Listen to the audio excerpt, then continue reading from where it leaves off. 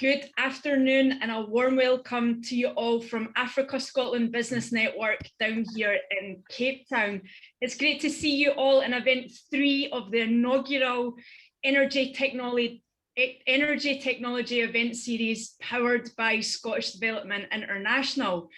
Today's event, as you know, focuses on education and training in the energy industry and the role that technology is playing in not only upskilling international workforces more effectively, but also contributing to energy transition towards a much cleaner and prosperous future. We've got another incredible lineup for you all today, ladies and gentlemen. We've got world-leading experts in education and training.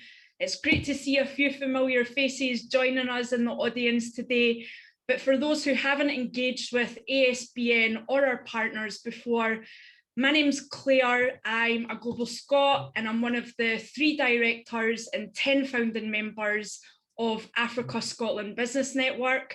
For more information on who we are, where our network is in the world, and what other amazing things that we do as an international business network, please do get in touch with us anytime.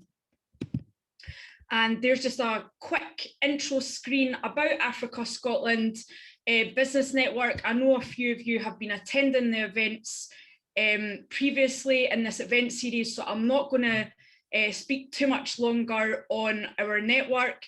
You've got our contact details. We are always at the end of a phone call or an email to say hi. So before I hand over to Andy Monaghan of SDI Africa, please can you feel free to say hello in the chat, let us know where you're tuning in from today and get your questions ready for the Q&A after the fantastic speakers' presentations. We do want this to be as interactive as possible for your enjoyment. We also hope that you can join us for event 4 next Thursday, which covers hydrogen and wind energy. We've got another incredible lineup, including the CEO of UK Leaders in Hydrogen, Logan Energy. And event 5 is an open networking session, so please join us. You're absolutely most welcome. And on a final note, of course, we just want to say thank you to our ASBN members across the world for tuning in today. Thank you, as always, for your support. Please enjoy the event, and I'm going to introduce you to Andy Monaghan, who is the Regional Head of SDI Africa, who is now going to take the stage. Thank you so much. Okay, thank you very much for that intro, Claire, and welcome to you guys, ASBN panelists and all of the audience. As Claire says, I'm Andy Monaghan. I'm Regional Head of Africa for Scottish Development International. I'm based here in Accra, Ghana. I've got 7 minutes, and what I'm going to do with those 7 minutes is I am going to use that to go through a document, a report that myself and a small team of us in SDI put together last year. And it was completed at the end of last year there. And it was a report that had never been created before for us. And that is a report detailing those education and training providers in Scotland in the energy sphere in one document. We've got reports detailing our universities, our colleges, etc., but never detailing all of the ones specifically in energy. The report is in draft format at the moment, but the reason it's in draft format is only because of a marketing issue. We're not quite sure how we're going to actually put it onto the main websites and social media sites, etc., that SDI run. So, but the content is completely valid. We will be updating it, of course, as needs be. But it's a big document and it is available, although it is available only in draft form at the moment. The introduction page is the one you see there. And if we move on to the next one, Claire, we'll see. I'm not expecting you to read this. I know it's very small. I'm actually going to talk over these slides so that you get to know what it is. The contents page there details exactly who is in it and why they're in it. Essentially, we've broken it down into 3 bodies, 3 main bodies, and that is our world-class universities, our world-class ecologies and our world-class energy supply chain, private sector people as well. There are also people like accreditation bodies in there as well, but essentially we've broken it down into those three main elements. So if you move to the next one, please, Claire. There is a 3-page introduction. This is the first 2 pages of the introduction. And if you read anything, then please read the introduction to this document, because that goes through who we are, where we are, why we are, what we're doing with it, and your next steps as to what to do about it if you're interested in speaking to us about any energy-related education and training opportunity that you may have. This, as I say, this clearly explains where we're going. It's a big document, but please remember that it's a big document because each of the contributing entities we have to give space for. And I'm going to pull up a couple of examples of that. So you've got quite a lot of universities there, you've got a lot of colleges there, you've got a lot of private sector companies and accreditation bodies. Each of them deserves a feature and each of them has a feature. So that's why the document is so long. But you know, obviously you're not going to be interested in every university perhaps or every college. So that the document is designed to be easily read in that regard. So having gotten through the introduction there, if we could move on, you can see that this is where we go into the university section, and we've got an introductory page on Scotland's university section there. I'm not going to go through all of this content. I don't have the time, and that's what the document's for as well. And there are other speakers who will be able to expand further on that. My job here is to let you know what this document looks like, because we're very proud of it. It does set out Scotland's stall in this regard, I think, very well, and especially as something to start with, it's going to leave you with a very good impression of what Scotland has to offer in this regard. So moving on, you can see that this is the entry for, and I've just picked out University of Aberdeen. So I'm a Glaswegian, so I hope my Glasgow University friends and colleagues forgive me leaving out Glasgow and Dundee and Edinburgh, all the other places.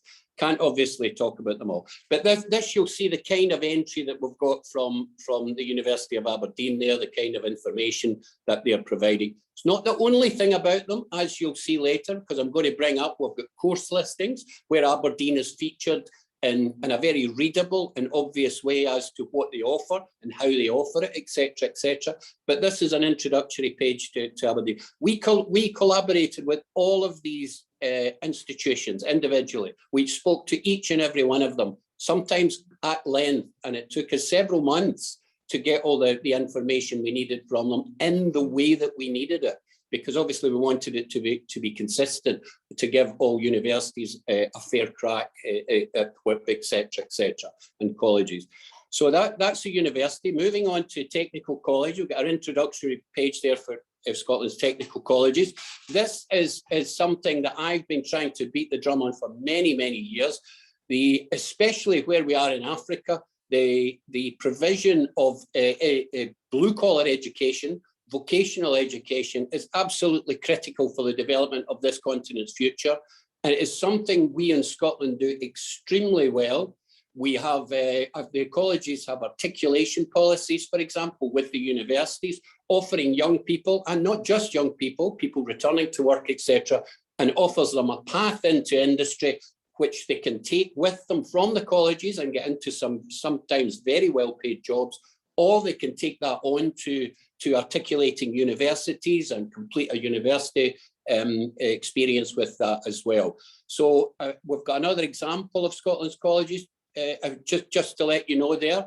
That's a carry on from the introduction. And just to give a nod to my Glaswegian friends, I put City of Glasgow College in there, which the campus for that would rival a West Coast of America university. I do urge you, if you're in our beautiful city of Glasgow, to go, and we can organise for you. If you're an interested party, you would be incredibly impressed. This is a multi-million-dollar facility that the Scottish Government has invested in. All of our universities and colleges are public bodies, incidentally. We don't go in for private universities and private colleges. What does that mean for you as a potential investor, as a potential partner? While we do want them to be to wash their face financially, we do want them to be able to make their own way in the world. Nonetheless, they do not chase the mighty dollar as a prerequisite. That is not always their prime function. So moving on, we can see that we then go on to the private sector, which is, we have a private sector, we have a massive energy supply chain in Scotland. We have about 2,000 energy companies on our portfolio, and many of them are training providers. There's a small selection in the document because we simply couldn't put them all in, but we've got a very good representative sample of companies, and I'll move on to just one that I've picked out. And you can see that's how we are dealing with the individual companies. We've got a company called Safer Training there, fantastic company, and this is the kind of entry that you'll find on the private sector section of the document. So moving on again, please, Claire. We are very aware, especially in the post-COVID world and in generally the world where we are moving on to the world of digitalisation, we are very aware in Scotland of the need to digitalise the education and training sector. So we've got a special component, we've got a special sort of chapter, if you like, of the report here, which is dedicated to e-learning and digital ways of training, etc. And that's the opening page for that. And if you move on, Claire, you'll see that we then go on to accreditation, because you could say, arguably, your training is as good as the accreditation you get at the end of it. And in Scotland, it is something we are fairly obsessed with, to make sure that people come out with pieces of paper that actually mean something. And we have people like OPITO, one of the most respected standards agencies in the world. We have the Scottish Qualifications Authority, etc., etc. And these people are detailed, these bodies are detailed also in the document there. And that's an example of the one for OPITO. So getting towards the end, what we've also done is we've tried to make the document very readable for people who are looking for specific courses, etc. So on the left there, you'll see how we've done. There are many pages of this. This is just the first page, incidentally. But you'll see that we hope we've made that very understandable and readable. So you've got the list of programs that are available, of courses available there, and all the little dots and ticks, etc., make it a very easy experience for you to find out what course is available from whom and in what format. The college programmes, which you'll see on the right, are somewhat different. They couldn't really be put in the same format, but we hope you'd agree that they are also nice and clear, easy to read, and give you a great example of how you can pick up study and get engaged with our colleges there. So moving on, finally. I think that's all. Sorry, sorry, I forgot that was the end of it there. So I'll leave it and hand you over to my colleague Laura. But as I say, Scotland has a world-class reputation, and deservedly so, of education and training in the energy sphere. We have gained that in oil and gas largely, but we are already moving and transiting towards a renewable future and a renewable education and training future. And we hope you would like to talk to us about partnering. So I'll hand you over now to my colleague Laura. Thanks, Andy. It's fantastic to just see the publication that the Scottish Government has put together in terms of the capability statement in the education, skills and training sector. And I think every single person dialing in here today recognizes the importance of education and training in achieving economic growth, and also assisting with the energy transition. So moving from sort of the traditional fossil fuel industry to the net zero or the carbon-free future. And I know we're going to have a couple of speakers today that are really going to share a lot of these sort of technology and the solutions that they have in order to be able to do that. But do that, I'd like to ask, if possible, we're going to be putting up a poll that we'd like you to please just put your input in and answer.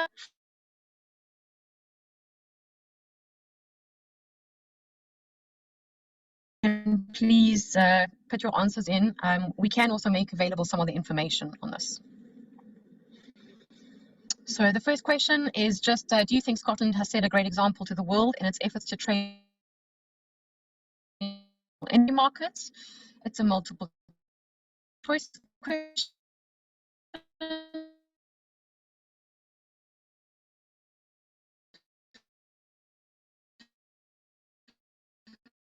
The second being how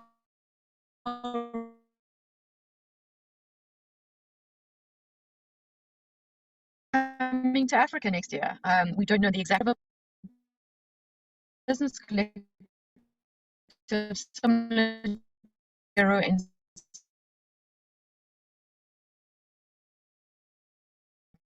and that encourages African governments and leaders to prioritize.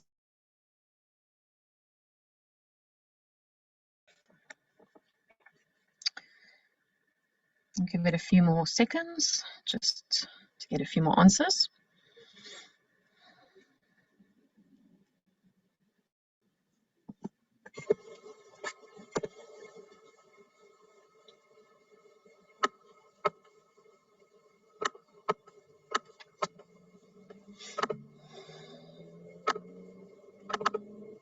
Okay, and that's it. So thanks so much for putting in your answers to that. Without further ado, we're going to start with the speakers, and it gives me great pleasure today to introduce Peter Waggett, the founder and MD of Vertical Motives. Peter has over 25 years global sales and management experience,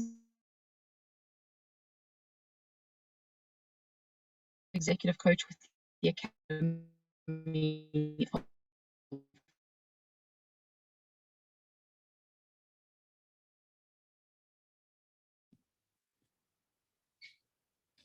Good afternoon, ladies and gentlemen. I'm just going to quickly step in for Laura because she's having connectivity issues. That's something that we're quite used to here in South Africa. So without further ado, I'd love to introduce you to Peter Waggett, who is based in beautiful Carnoustie, Aberdeen, and will be speaking on behalf of Vertical Motives and Safer Training. Over to you, Peter.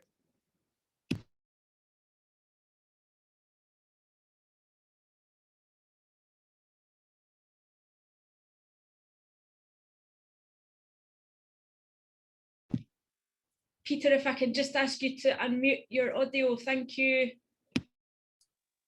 Sorry about that. Hey, Claire, thank you. Welcome, everybody. Good afternoon. So, yeah, just want to move forward. Big changes within education and training over the last 18 months or so, particularly with the pandemic. That's a stat that's come out in April of this year. 67% of learning and development people and individuals have recognised to spend more than 25% redesigning. It's actually more than that. So if you take my example, if I'm designing a face-to-face workshop, it's between an hour and 2 hours per hour of delivery. That's doubled when you go online. So it's 4 hours per hour of delivery, which makes a huge difference because you want to do the interaction and the engagement. The other part to think about is, and we've seen it a lot, is that face-to-face workshops cannot just be taken and put online. They don't work. There's no engagement, people don't get involved, there's little interaction because for our brains to work, we need the human interaction. So we have to look at these different ways of how do we learn. So if we can move to the next slide, Claire, would be great. So what this really means for learning and development is they really now have to look at, well, okay, how do we use technology and what do we use it for? And the first thing we have to recognize is that people learn in different ways. So we have an opportunity now to design inclusive and interactive programs, which complement face-to-face and the current online setups between Zoom, Teams, Google Hangouts, whatever. But we also recognise, as I was saying earlier on, there are different levels of learning. So for instance, some people learn visually, others learn through being reflective, and others learn by reading. And all these can be in the classroom together. So how do we try and cover as many bases as we can with these different learning outcomes? The other thing I think that's come out of this is the recognition that learning and development can be part of your carbon footprint reduction. So L&D now has an opportunity to actually become sustainable globally around the world with different learning and learning programs and training programs. So if we move to the final screen there, Claire, what this really means for learning and development is we can go into the realms of virtual reality. Now with Safer Training, Safer has a system up in Aberdeen where you can go in as a coxswain and actually physically be inside a lifeboat and do a very similar training role as if you were on the oil rig in the lifeboat doing it. That is hugely important, because from a learning perspective and from a coaching standpoint, to experience what it feels like to actually be launched off the oil rig into the sea and then have to pilot your way across to the rescue boat, it means it's a far more embedding of the learning engagement. We take that a bit further. So over the last 18 months or so, David Syme, who's one of the speakers today, David and I have been busy in the background developing a virtual reality classroom. And what that means is we can bring people into the room. They have an avatar, as you see there, and we can interact and we can talk with people. Can I ask you just to turn the radio off? Sorry. As if we are in a normal classroom.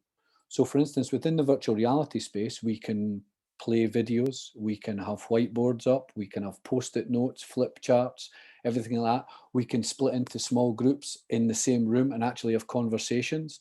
I can facilitate as I would usually facilitate. I can go up behind a group and listen to them and come away again, and they're the further away I get from them, their voices disappear and I can go to another group. So all these things that we've lost over the last 18 months, we can pick up again online. And the virtual reality around that also allows people with a neurodiversity. So I coach a lot of people with neurodiversity. So things like ADHD, Asperger's, dyslexia, dyspraxia. This kind of thing is another tool for them to learn with, and it allows them to come into a space and be creative.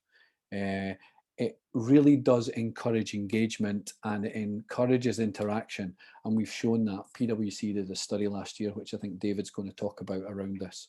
The big thing with this is that I can do my workshops. I would normally do them face to face. We do not get what's called Zoom fatigue.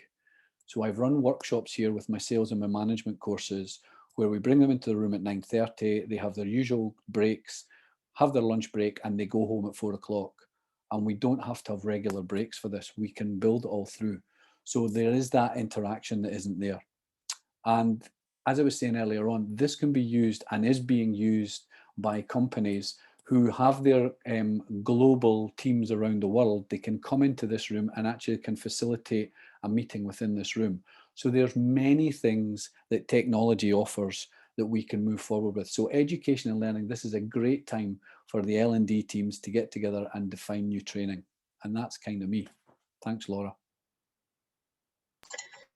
Thanks, Peter, and sorry about my issues on the video and the sound. I seem to have a bit more of a stable connection. Peter, your insights are amazing, and having dealt with and met with the guys from Safer Training, incredible work you guys are doing. And it's fantastic flow to the next presenter, David. David has got exceptional in virtual reality and the technologies around that. I'm super excited to see some of the work. So without further ado, I'm going to let him present.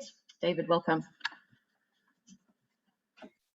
Hello, and thank you for that introduction, Laura. Yeah, I work with an organization called Riott Digital, and we use virtual and augmented reality software and hardware for really large-scale digital transformation projects across large companies in the world. But these frequently have large amounts of training and retraining requirements. I also have a background in lecturing, and as Peter mentioned, we've been working very closely together and with a number of other lecturers, trainers, and students at various different levels and situations to find out what are the best forms of training for them. And what we've discovered is, again, as Peter said, it's as close to reality as you can get. Now, the advantage or disadvantage that we have at the moment is that it's very difficult to get people physically together in the same place as each other. But the advantage that we have is that there is now technology that allows us to do this, or as near as damn it, without the risks or the requirements for travel, the carbon footprint, the risks of infection and so forth. And we can actually do things that we couldn't do in the real world, like train people up in risky and hazardous situations safely, and bring them all together from different places in the world quickly and efficiently, so that we can train and then do, train and then do. As Peter mentioned, there's been independent studies done by PricewaterhouseCoopers which have demonstrated that the actual retention and engagement with things like virtual and augmented reality education are 4 times higher than any equivalent online training like Zoom or Moodle or anything like that. And actually they're higher than real physical, real world training as well, classroom-based training, because you can contextualize it. So let me show you a couple of examples of what I'm talking about here. And the first one, Claire, if you could bring up the first video, and we'll just, I'll just describe to you first before we play this one, okay? So this is an augmented reality welding system called Saldanha.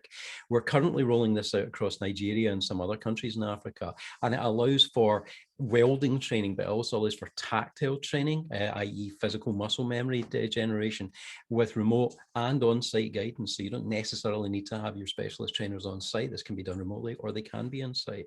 Now this uses real world training, welding equipment. So trainees also develop that kind of muscle memory. So when they get to the vital practical part of using real welders, which is always going to be a part of the training, they've not only got the theory down, but they've got the physical feel for the equipment, whether that's a TIG or a MIG or a MAG or a spot welder.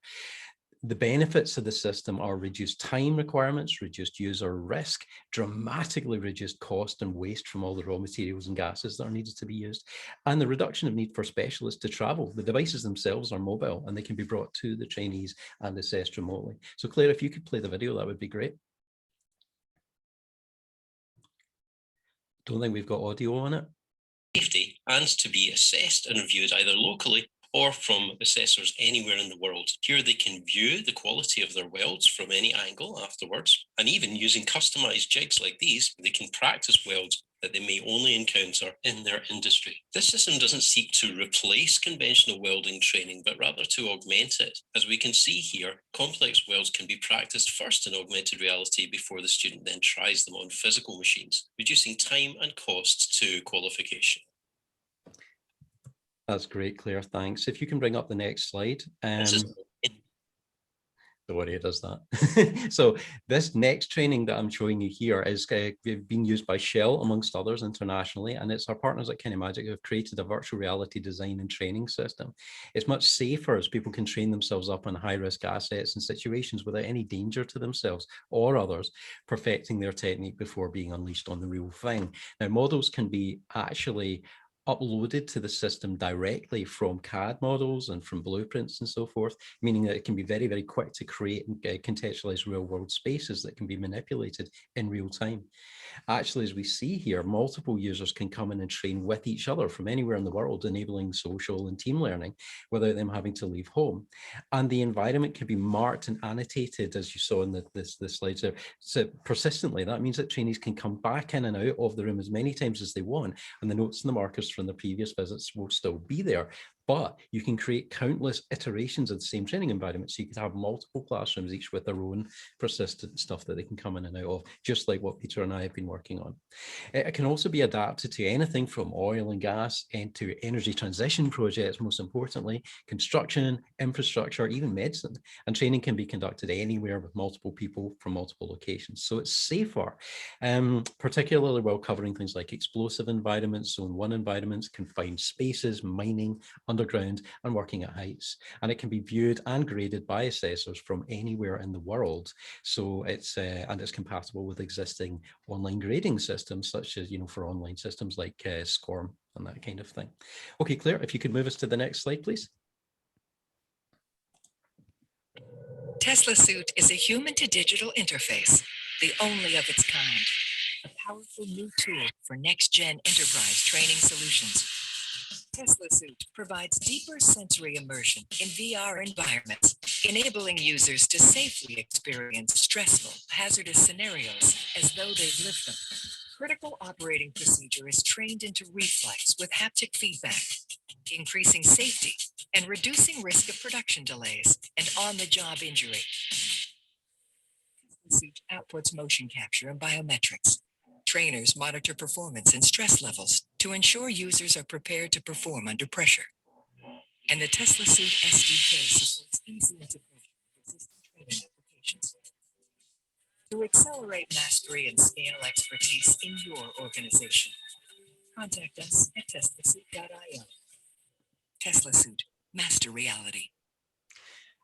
So as with the augmented reality welding training that you saw from Saldanha, muscle memory is also a vital component to learning physical tasks in virtual reality, immersive realities like we saw from Kinemagic just there. And that's why we've also partnered with TESLASUIT. They've got a full body haptic suit, which allows users of virtual reality training to feel what they're doing in their virtual training simulation. Now, the system can also simulate physical resistance, working at high temperatures, and even mimicking the consequences of getting something wrong, like impacts and explosions and so forth.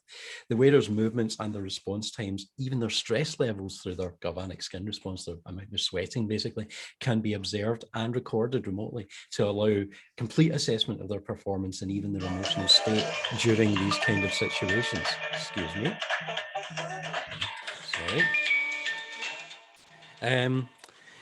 Sorry. Sorry, moving on. If we can have the next slide, please.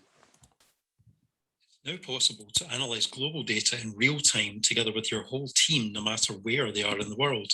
As well as viewing data in 3 dimensions, snapshots of different analyses can be saved around your space to be selected for more detailed viewing at any time. Geographical selections can be zoomed in on for more detailed viewing. And vast data sets can be uploaded and processed in seconds to be viewed in a wide variety of formats, which can be much easier to understand when viewed in 3D, like this histogram of population characteristics, which simply makes more sense when viewed as a volume. Or this network graph of air traffic, which indicates the busiest airports by size and numbers of connecting flights, with those connecting to each other most frequently grouped in communities by colour. Here we can see how different music tastes and favourite artists relate to each other based on people's Spotify listening habits. The large red nodes indicate highly popular artists like Drake, while the blue and yellow nodes indicate less well-known artists. Temporal analyses show dynamic trends developing over time, in this case housing prices in the United States. And this analysis of online buying behavior shows how information can be segmented into customer age, website engagement, and average purchase value. Artificial intelligence helps to identify outliers and other points of potential interest, while the group viewing format allows stakeholders from all over the company to understand and discuss the data together, allowing for detailed, actionable insights. So why is this important? Well, large infrastructure projects by international operators like the ones that we've seen before from things like Shell and Exxon and so forth, usually have a local content obligation to the country that they're working on. And that means that they have to use a high proportion of local workers, which is as it should be. However, when technologies like that are new to the area involved, that can necessitate bringing in practical trainers and specialists from all around the world to skill local people up on the new technologies which are being implemented. And although virtual and augmented reality can, as we've seen, dramatically minimize the need for physical travel here, a degree of physical presence is inevitably still going to be a requirement in many cases. This means bringing people in from overseas, as well as bringing together local workers in close proximity with each other. And I think you know where I'm going next with this. This carries with it the risk of bringing in and spreading infectious conditions like COVID. Now, as well as being useful for this technology for mapping and predicting the complex data surrounding these projects, virtual reality data analytics systems can communicate information like global epidemiology, the spread of disease vectors, and pass that on to decision makers way beyond just the usual, the data scientists who are involved in this, so that they can be careful and they can predict who they're going to bring in from where and who they're not. This means not only can this system be used to track and avoid mixing trainers and workers from high-risk areas with those areas currently less affected by local infectious conditions, but it can also be accessed, implemented and used by stakeholders at loads of different levels so that they can understand and learn about the data surrounding their company. Very last slide. Sorry that I'm going a bit over here. Okay, so what we're... All right. And interpret scan data from ECG, MRI, and even ultrasound scans, quickly converting them into 3D models like these, so patients and clinicians alike can interpret the results more easily. This technology has proved so useful to understanding complex internal systems that it's even been picked up by industries like energy and engineering. Click on the link below to learn from the system's creator just how it works and what it can be used for. I'll share that link later, but this is where there are people that are medical requirements, and this system allows patients and non-specialists to understand the results of complex scan data like MRI, ECG, and ultrasound without the years of training that professional radiologists usually require. It's so effective at teaching and displaying complex internal systems that it's not only been used in things like general practice and medical training and consultancy, but even in engineering and energy projects where you have complex machinery that you have to understand the inside of. And then the very final slide, please. So with all of those systems, and what all of these systems have in common is making information and communication more accessible across geographic boundaries and across understanding and language boundaries. It frees us from the restrictions of physical travel in many cases, while reducing the risk and improving safety in all cases. And that is me. Thank you, David. And as I said, the world of augmented and virtual reality is absolutely fascinating, and the possibilities are endless. We're running a little bit ahead, a little bit behind schedule. So without further ado, I am going to introduce Patrick Lakabane, who's the Executive for Development Programs at the Saldanha Bay Industrial Development Zone. Patrick has an incredible resume of experience and is widely recognized in South Africa in terms of his expertise on skills, education and training with relation to the energy and maritime sector. And Patrick, I'll let you take it from there. Thanks. Thank you so much, Laura. Thank you, everyone. Colleagues, I'm working for a company called the Saldanha Bay IDZ, with a state-owned company situated in Saldanha, at the port of Saldanha. In fact, we are the only special economic zone that has been designated in the port. Very, very, very, very interesting journey we went through. Our vision is to be a world-class. In fact, we want to build a world-class maritime and energy service center, and also a shipyard within the port of Saldanha. By doing so, fostering sustainable economic growth and also job creation, which is at the center of our mandate as an IDZ. And what brought me here, sorry, Clay, can you go to the next slide? Apologies. See that I'm not with you. There we go. And what brought me here is my job as skills development, executive development programs, where I'm looking at human capital development. I'm also looking at supply and enterprise development and contractor development. But the most important part of my work is the human capital development side, because the energy and the maritime sector, and also looking at shipyards, it is internationally, we follow international standards, although we are looking inwards in developing this human capital. And core to our mandate is to how many jobs have been created. I mean, David, you alluded to the fact that, the whole issue of localization, you will be measured in how many jobs you're going to create, even if you come from outside or from abroad. And that to us is very important. And if you look at the type of workforce demands that we have, there is that gap between the demand in the industry and also the supply of physician training and skills development institutions. Please go to the next slide. I think David, I saw there was a guy by the name of David King. David King alluded in the chat box, about the current system that we're using, and he rightfully saying that our system, our TVET college system, our vocational system, is the same as the system that is used in Scotland, and I'm pleased to hear that. That's the first thing. It is the dual system, obviously. We're using technical vocational education and training colleges, both in the public sector and in the private sector, to produce the necessary vocational skills that we need. But what brought us and why IDZ, for instance, we are not a training institution ourselves. We are not accredited for training, but what we are is an enabler for economic development. So we are very much dependent on a TVET system to deliver the human capital demand that we will need, not only us, but also our tenants and our investors within the zone. And part of our value proposition is the availability of world-class, capable and certified workforce that we will eventually make available to our tenants and investors when they come here.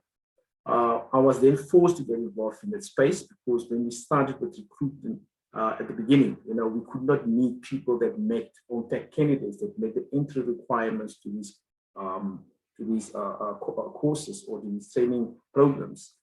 We were then forced to get involved and say, how do we assist to get people firstly to meet the entry requirements, and then after they met the entry requirements, then introduce them to vocational training and also the type of programs that they're going to need. So that is from a recruitment and selection point of view. The second thing was the training institutions itself. I alluded to the fact that we are not a training institutions. So we are dependent on those that are accredited to deliver those training programs. And we also had to bring them closer, to Saldanha Bay. It's a rural area. It's almost 150 kilometers from Cape Town. So I had to establish training centers within the Saldanha Bay area to ensure that the local people are getting those training, and they will eventually then get the jobs that we're going to create. And very important, that is the quality assurance, to ensure also that when our external service providers deliver training, it is training that is quality. And so quality assurance to us is very important. And we also started to work on that. And also then finding the workplaces, because of our vocational system is, like you said, in Scotland is the dual system. We have institutional training on the one side, and then we have workplace or practical training on the other side. So the workplace also, the learners, again, the practical training has to be accredited and also deliver a world-class standard. We then took care of that, and then the last one was to ensure that we get funding. Mostly, fortunately for us, our vocational training is government sponsored.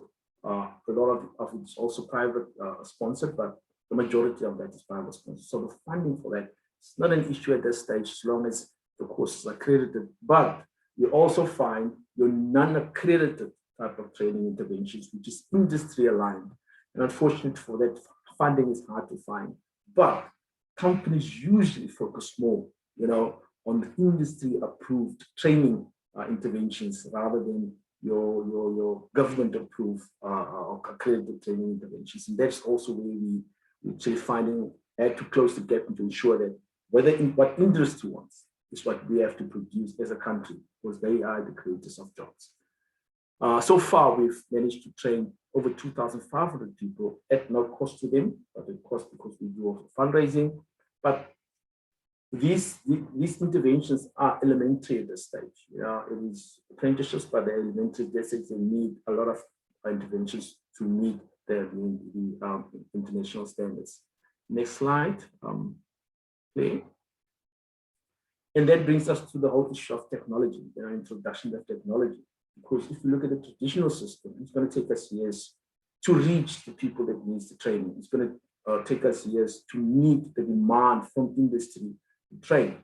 And what we found out is that a couple of years ago, we ventured into the whole issue of technology and what the value of technologies, what it can do, can it produce training.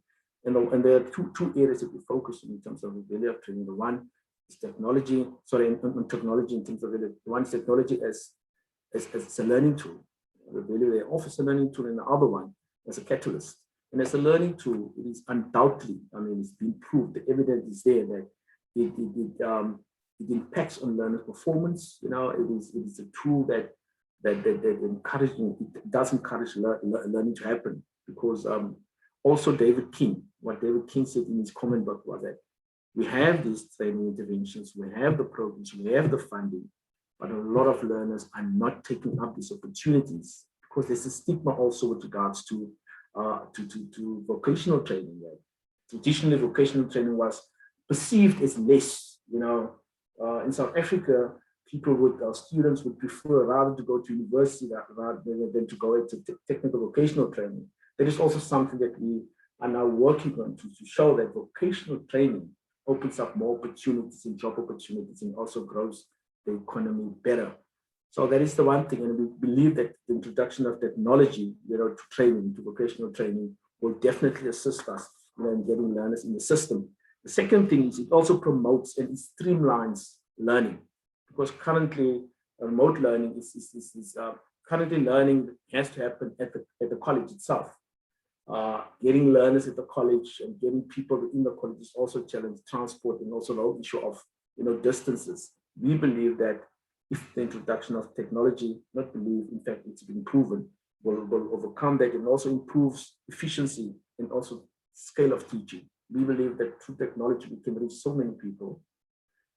Because remember, facilities, or in fact, now with COVID, it has been proven, you know, during level 5, for instance, we couldn't operate in level 4.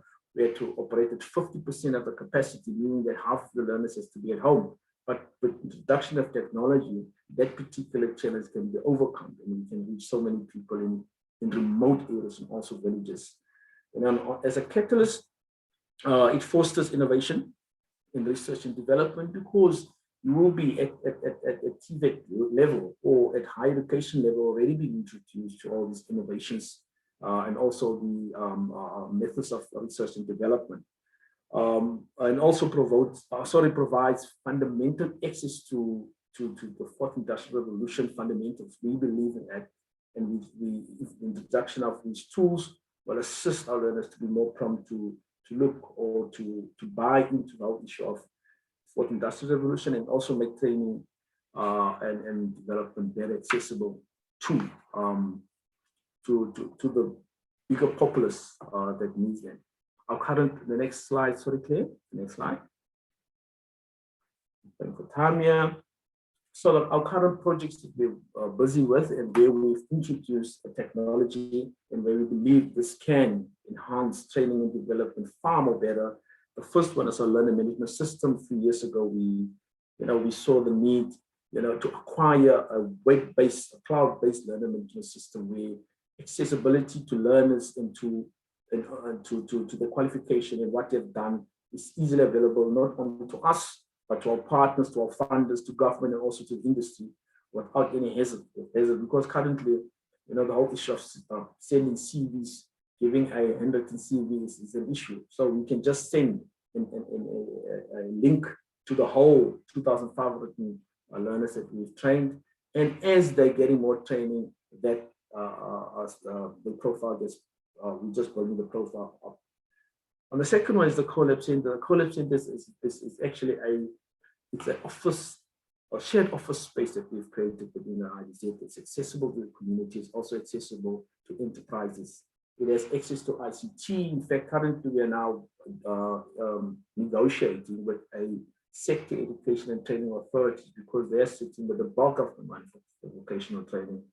They've actually approached us and said, Patrick, we see the need, to introduce a smart skill center within the zone, because in the zone, that's where the demand will be created. And this smart skill center will, in a nutshell, introduce the issue of virtual learning, e-learning, and also technology to learning. It will be accessible to the broader community and also the country. We'll see how broad it can take that. In fact, we're at advanced stages of establishing that smart skill center, and we want it to be operational by March next year. The third one is the Innovation Campus, which is the broader that IDZ introduced. Within the zone, we are going to build an innovation campus with a focus on energy and also the maritime sector, where research and development in particular will be promoted and also advanced. But what we're saying is we know that research and development in the energy and maritime sector is more advanced, but we also want to introduce the community and take them with, from the initial stages so that they can be exposed.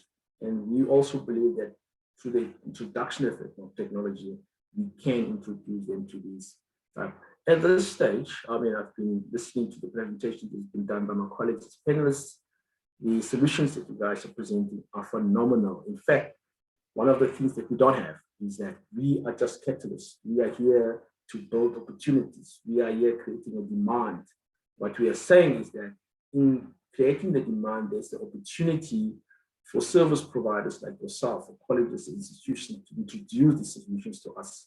And we believe that if we can get these high-end technologically driven solutions to education and training, we will build the human capital that we need sooner than we think. Thank you, Laura. Thanks, Patrick. Thank you. And look, I know that some of our speakers have gone over their slot, but I also know that this information we've been sharing is really informative and really interesting. And I think that what you said there about using technology as an encouragement to young people, to people getting into the vocational space, is such an important point and something that we often overlook when thinking about the value of technology in terms of education and training. So thank you. And then our last panelist for today, it gives me great pleasure to introduce James to you. James is no stranger to the energy sector. He has got incredible experience across a number of companies and roles in leadership roles. And Coeus Energy has got a lot of expertise in the education and training space, in particular in relation to the energy sector. And I know that James is going to share some really interesting information with us today to sum up what we've also just heard. So James, I'll hand over to you. Thank you. Thanks, Laura. Obviously, my name's James Hamilton. I'm one of the co-founders at Coeus Energy here, and we're delighted to be invited onto the panel today to get the opportunity to introduce our organisation, but also some of the services that we deliver. So Coeus Energy itself, next slide please. We are a strategic transfer of knowledge consultancy and training partner, and our mission is to inspire, inform and enable the energy transition. So we're a reasonably new organisation. Next slide please. And our why, our reason for venturing out into this space and doing what we do is the energy transition itself. It represents a huge period of change for organisations and also for the workforce that work in the existing energy sector. And one of the things that's becoming more and more apparent is that the ability to adapt, change and upskill, both for organisations and individuals, is going to be absolutely key to maximising the return of the economic opportunity that the energy transition presents. It's widely been described as the fourth industrial revolution, and with those types of huge changes in our history, it makes winners and losers, and we want to be there to help people and companies pivot and change their businesses. So next slide please. So how do we do that? What's a range of services? We do that via training, which is largely delivered online, and that training takes many different forms. Some of it is delivered via accredited courses. Some of it is built bespoke for executive workshops, and sometimes we also are asked to deliver in-house training workshop sessions where we'll go in and we'll work with the senior teams in the supply chain companies and develop a training package which meets their needs. What we also do is a lot of that training has core units. It's core content that it suits an e-learning delivery method. So we also have an LMS that enables customers to access that. And also we have the ability to build out those courses for upload onto organizations' in-house LMSs. So e-learning, as we know, is a great way of delivering specific training to large, wide audiences. In addition to that, we also work with industry partners to present VR and AR solutions. So sometimes, obviously, as we've seen, there's a massive wide range of options here in VR and AR. I'm not going to go into that too much today because we've seen some great examples of that. But it is something that's growing and something that we're keen to make available. And in addition to that, we also offer project consulting. All of our training is delivered and built by subject matter experts across a wide range of subject matter. And what we tend to find is after we've delivered a training event, there's a real need for further knowledge in specific areas with specific work scopes. So what we do is we provide access to those SMEs who can deliver their services. It's largely been online recently, and it really helps the customers walk through their challenges that they're facing. So next slide, please. So what does this look like in practice? We recently supported an organisation through a green hydrogen safety training and process safety support scope of work. And this was absolutely key for that organisation, as this was an area they hadn't worked in before. They didn't have the specific skill sets within their project teams or their workforce. So what we did initially with them was we worked on developing a hydrogen safety training package for them, which we then built onto an e-learning platform for a wide rollout across their workforce. And in addition to that, we engaged our SMEs with their teams to create a safety and lessons learned report. And we also provided process safety support in terms of consequence modelling, hazard identification, quantitative risk assessment, and the development of a case for safety. So that was an absolutely crucial piece of work because it allowed us to provide the SMEs, provide the knowledge, and walk them through that process. Next slide, please. What do we do in terms of our training portfolio? The energy transition, as we all know, it's not defined to one area. It is an energy mix, and that mix is going to change going forward. And what we want to do as Coeus Energy is make sure that we maintain that wide scope of content for the energy transition. So this slide gives a great overview of the types of areas that we look at, the types of areas that we have SME networks in. And the next slide gives a good overview of the range of different training topics that we've been looking at so far. We have training available in hydrogen subject matter, offshore wind, hydrogen and ammonia, carbon capture and utilisation and storage. And that will grow as the energy transition develops. Those of us that are involved in it, we see it's a rapidly changing scene. There's new technology, new ideas, new content, new thoughts being presented all the time. And what Coeus Energy wants to do is be at the forefront of that in terms of developing the training content and making sure that organisations and individuals have access to that through a number of different avenues. So that's my presentation. I kept it short and sweet there to make up some time for the group, but delighted to engage further with anyone that has any questions. Thanks, Laura.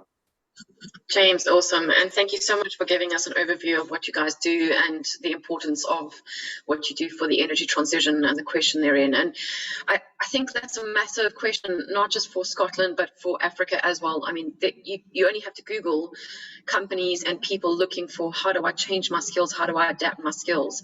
I know that there were some news articles recently from the UK and Scotland. I know that there have been massive sort of issues in South Africa with respect to protests and concerns from people saying, I'm in the oil and gas space, how do I get into the renewables or the clean tech side of things? And of course, the answer to that is education and training. It's now about how we look at strategic partnerships, at networking, at contacts, and matching pieces of the puzzle together to sort of link the continent of Africa and the countries therein, as well as the capabilities of Scotland. And I think that that's also what Andy started off with in terms of the capability statement from the Scottish Government on education and training. Just before we get into the Q&A, I know we've got a couple of questions in the box, but Claire, I thought because we're running a little bit over time, I thought you might just want to share some of the information on the next two events as part of the series for anybody that may need to leave, and then we can continue with a short sort of Q&A session. And where we do have a few questions that are maybe a bit more specific, we will follow up with those individually offline. So don't worry if we don't get your question specifically today. But Claire, I'll hand over to you. Thanks very much, Laura. So next Thursday at the same time, we home in on wind energy, hydrogen. It's going to be another fascinating panel and discussion. And then we wrap up the Energy Technology Event Series 2021 with a get-together for the industry. We have a few participants that have registered so far. You're all most welcome to come and network, share your business and your stories with us. It will be a facilitated session, of course, so please register on africascotland.network/events. Thanks so much, Laura. Thanks, Claire. And I think it goes without saying that if you're interested in sort of the networking events or being put in touch with some of the speakers or other attendees, please reach out to Africa Scotland Business Network. One of the big objectives of this series is about connecting people and finding partnerships that are sustainable and beneficial to both sort of parties. So we really would like to encourage that. We really like to see that. So please reach out to us. I'm going to quickly run through a couple of questions, one of which I think was really important.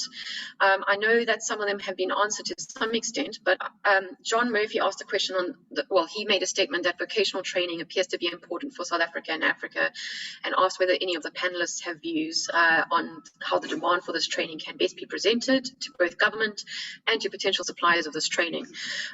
David and Patrick, I know that you had sort of given him an answer directly, but I'd love if you could just share a little bit more of your insights briefly. That'd be great.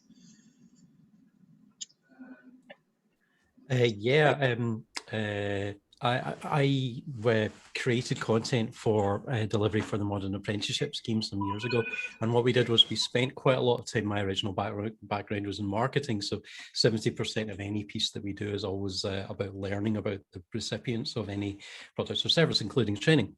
And we were trying to learn what is the difference between vocational learners and people who go the more conventional kind of academic route. And what we discovered was that from doing quite a lot of primary first-hand research, that the people that we were speaking to that enjoyed the apprenticeship training liked the practicality of it.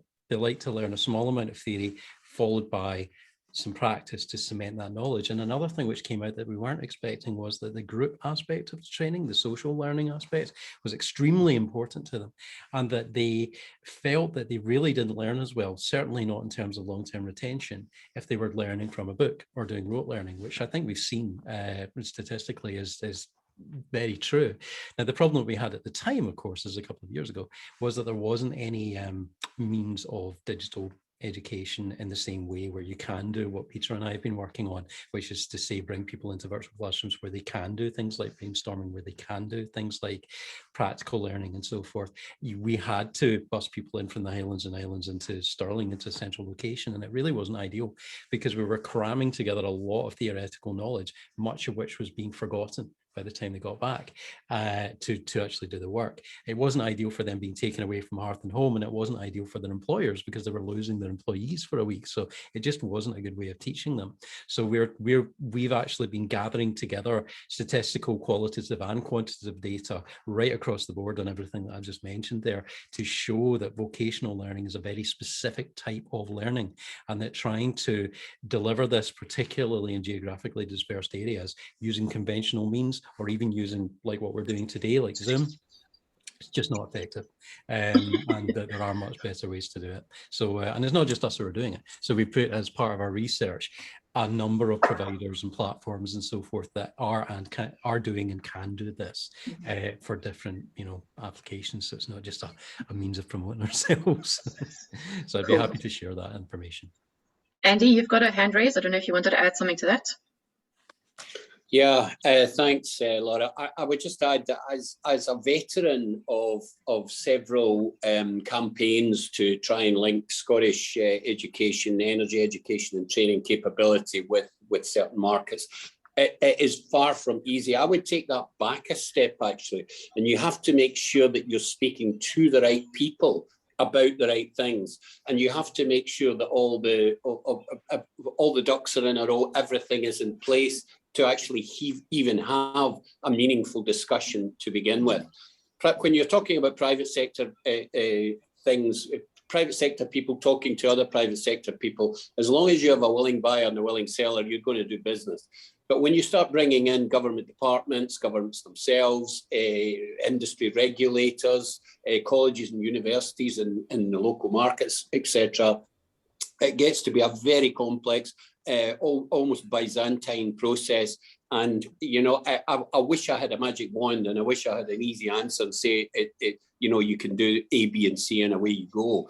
It tends to be a case by case thing. It tends to be a lot of people talking to a lot of other people, and it's slowly grinding forward.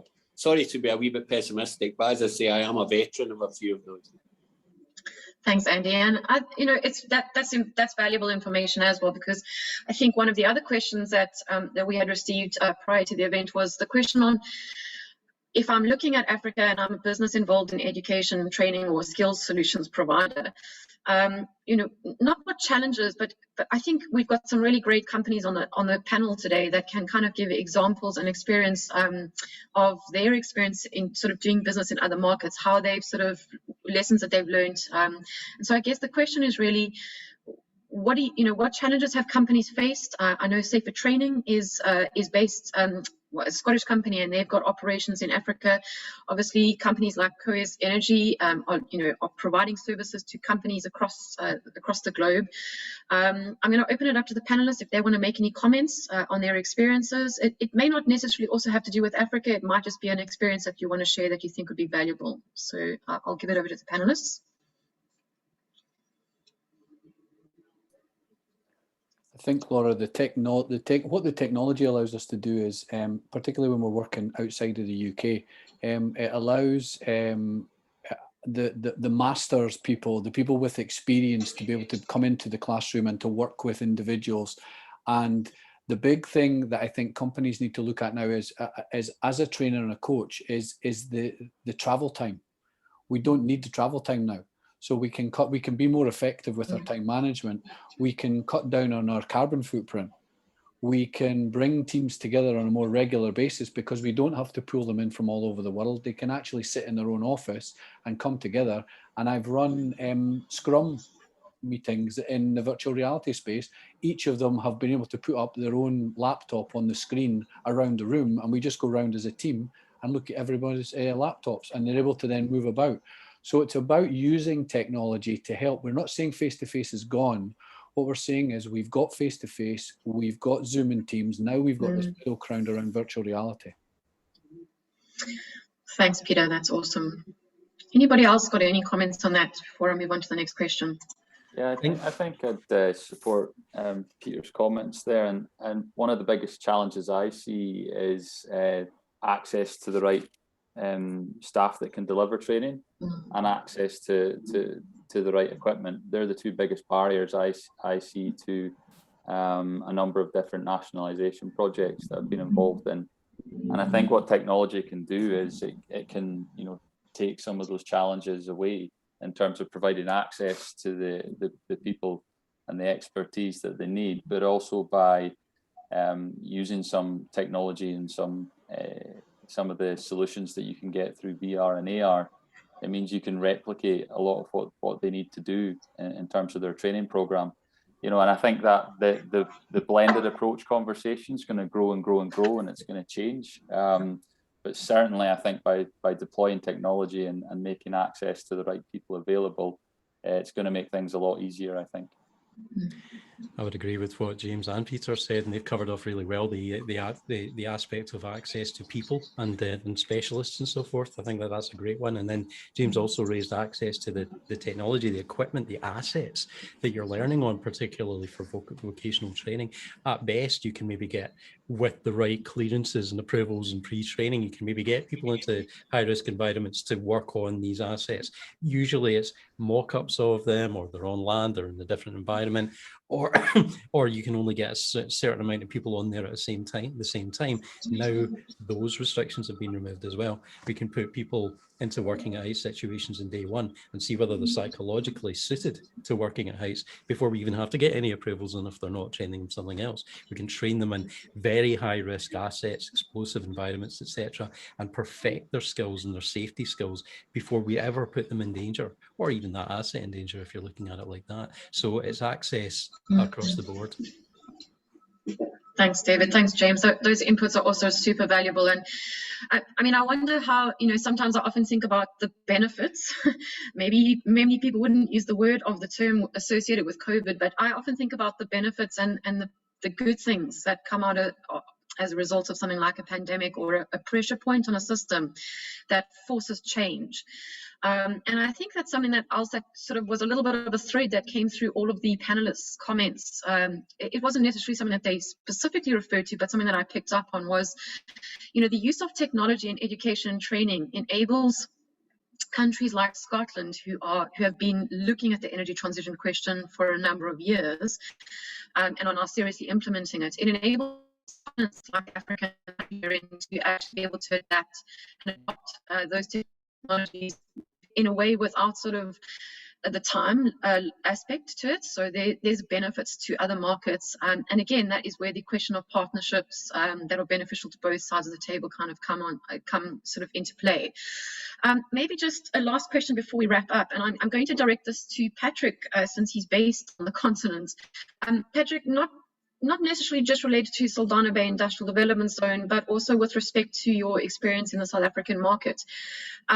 Maybe a comment from you, which would be great in terms of what would you love to see in an ideal world, in partnerships and things like that. What really is not the opportunity, but what would you love to see? What would be the ideal world for you, and what would you like to see that sort of in terms of concept? In terms of concept, Laura, the fortunate part is from our side is that as an industry, we've embraced, technology has been embraced, it's been seen as a catalyst, it's an important tool, to deliver the much needed training that we need. So that has been taken care of. I think Andrew that alluded to the issue of bureaucracy. Once you start to deal with government and all these agencies, then bureaucracy comes to being. I mean, we've pretty much also taken care of that. Our experiences through the oceans economy process. I mean, we dealt with it. What we need now currently, it will take us forward, it will propel us, to meet our mandates and our goals, is to find the solutions. It's to implement these solutions and to say this is how the solutions work. But these solutions can only work when they are aligned with the current systems that we have, because you can't just wipe away the current systems. So the solutions, the technology that is being introduced needs to be of such a way, it needs to be adaptable, it needs to take into consideration the current system, but it needs also to advance the current system and then take it with. And that is the ideal world that we want at this stage, going on the way we do, obviously it's not delivering what we need. Industry move far much faster than what government is moving, and that's a fact. So but there's this misalignment, and the ideal world for us is to say, let us look at the solutions. There are solutions. I mean, I just heard now. I mean, I've been reading a lot, but I've been exposed to so much, not just in this meeting. Correct. Which stuff are things that we're looking for. So if you can bring these together, found ways to implement them, or to blend them in such a way that it's workable for us, and then implement it for South Africa and also the rest of the continent. Yeah, thanks. I hope I answered you. Yeah, that's great. And as I said, I mean, I just wanted to kind of end it with that perspective from the continent. And I think exactly what you've just said now, the experience from the presenters and the panelists and the companies and the organizations that they represent are incredible. And I've said it before, but I really would just like to reiterate again that if you have an interest in speaking to any one of us, we do have the networking event on the 5th of August. We'd love you to join that. If you'd like to speak to someone directly, please reach out to Africa Scotland Business Network. The contact details are on the screen. But without further ado, it just leaves me to thank the panelists for their information, for their keys, and for their day. Really appreciate the inputs that you guys gave. Training is a stimulating and fascinating topic, and we could have done this for 3 hours, and I still don't think we would have covered everything we wanted to cover. We really appreciate the time that you've given us today, and we thank you for that. Thank you to Africa Scotland Business Network for their time today and for hosting the series, and we look forward to the next two. And thank you so much for your time today and for your patience and for staying on. We hope that this has been interesting. Welcome. Have a great day, and we'll chat soon. Cheers. Bye. Bye. Thank you for having us.